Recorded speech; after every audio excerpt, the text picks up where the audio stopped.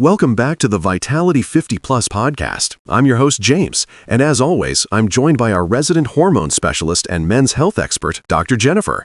Doc, how are you feeling today? Absolutely fantastic, James. And you know what? That's exactly what we want every man over 50 listening to this show to feel like. Today, we're diving deep into something I hear about constantly in my practice. Men who wake up feeling like they've been hit by a truck, even after what should be a full night's sleep. Oh man, that hits home. I think every guy listening can relate to that 3 p.m. energy crash, right? You know, that moment when you're staring at your computer screen thinking, I used to have so much more stamina when I was younger. Exactly, James. And here's the thing. It's not just about age. There are very specific physiological changes happening in men's bodies after 50, particularly with testosterone levels, sleep architecture, and metabolic efficiency. But the good news? We can absolutely work with these changes naturally. So, before we get into the solutions, I know you always like to clear up some misconceptions. What are the biggest energy myths you see guys falling for? Where do I even start? The first big one is this idea that more caffeine equals more energy. I see men drinking 4 or 5 cups of coffee a day, wondering why they're jittery but still exhausted. Guilty as charged there, Doc. You're not alone. Here's what's happening. Excessive caffeine, especially after 2 p.m., disrupts your deep sleep cycles. And for men over 50, we need that deep sleep for testosterone production and growth hormone release. It's like borrowing energy from tomorrow to feel alert today. That's a great way to put it. What about energy drinks? I see a lot of guys at the gym chugging those before workouts. Those are particularly problematic for mature men. The sugar crash, combined with artificial stimulants, can actually worsen that afternoon fatigue. Plus, many contain ingredients that can interfere with prostate health, something we definitely need to be mindful of after 50. Speaking of prostate health, that's something our listeners ask about frequently. How does that tie into energy levels? Absolutely crucial connection, James. Poor sleep due to frequent urination, which affects about 60% of men over 50, directly impacts energy restoration. It's all connected in this beautiful, complex system we call the male body. All right, so let's get into the good stuff. What are your top natural strategies for boosting energy without relying on artificial stimulants? Let me give you my big 5 for mature men. First, and this might surprise some guys, strength training in the morning. Not cardio, specifically resistance training. Really? I would have thought cardio would be better for energy. Here's why strength training wins. It naturally boosts testosterone production for up to 48 hours post-workout. For men over 50 dealing with declining T levels, this is like giving your body its own natural energy injection. I'm talking about compound movements, squats, deadlifts, bench press. That makes total sense. What's number 2? Intermittent fasting, but done specifically for hormonal optimization. I recommend a 16-8 approach eating window from noon to 8 p.m. This helps improve insulin sensitivity, which directly affects energy stability throughout the day. And for guys worried about losing muscle mass with fasting? That's where the protein timing comes in, and this is number 3. I want men consuming at least 30 grams of high-quality protein within their first meal. Think grass-fed beef, wild salmon, or organic eggs. This supports both muscle maintenance and sustained energy. What about hydration? I know you're big on that. Strategy number 4. But it's not just water, James. Men over 50 need electrolyte balance. I recommend starting each day with water plus a pinch of sea salt in lemon. This supports adrenal function and prevents that mid-morning energy dip. And number 5? This one's my favorite strategic napping. But we're talking 20 minutes max between 1-3 p.m. Any longer and you'll interfere with nighttime sleep quality. Now, let's talk about something I know is on every man's mind over 50, testosterone. How much does declining T actually affect energy levels? It's massive, James. Testosterone isn't just about libido and muscle mass. It's literally your energy currency. Low T symptoms include chronic fatigue, brain fog, and that feeling of just blah. You know what I mean? Absolutely. So what can guys do naturally to support healthy testosterone levels? Great question. First, zinc is crucial. I recommend pumpkin seeds, grass-fed beef, or a high-quality supplement. Most men over 50 are deficient. Second, vitamin D3. Get your levels tested. Many guys living in northern climates are walking around with severely low D3, which directly impacts testosterone production. What about sleep? I know you mentioned that a lot. Sleep is non-negotiable for hormone production.